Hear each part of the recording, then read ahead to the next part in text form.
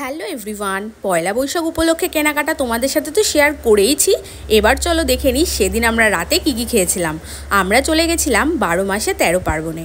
আমাদের রেস্টুরেন্টে ঢুকতে বেশ অনেকটাই রাত হয়ে গেছিলো, তাই দেরি না করে তাড়াতাড়ি আমরা রাতের খাবারটা অর্ডারও করে দিয়েছিলাম। কারণ তো তোমরা জানোই, যেহেতু আগে আমরা কেনাকাটা করেছিলাম, তো সেই জন্যই আর কি।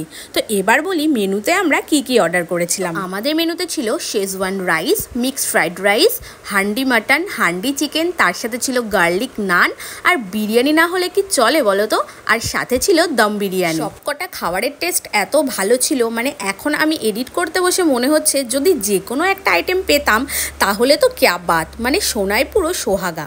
আর আমার হাজব্যান্ড যে শেজওয়ান রাইসটা অর্ডার করেছিল তাতে রাইস কম আর লঙ্কা বেশি, আর খেতেও কিন্তু বেশ স্পাইসি ছিল। তোমরা যারা স্পাইসি খাবার খেতে পছন্দ করো তাদের জন্য এটা বেস্ট। তো এই ছিল আমাদের পয়লা বৈশাখ উপলক্ষে রাতের খাওয়া দাওয়া। তো ভিডিওটা যদি ভালো লাগে তো অবশ্যই লাইক করে দিও, আর চ্যানেলটিকে কিন্তু সাবস্ক্রাইব করতে ভুলো না। আজকের মতো টাটা।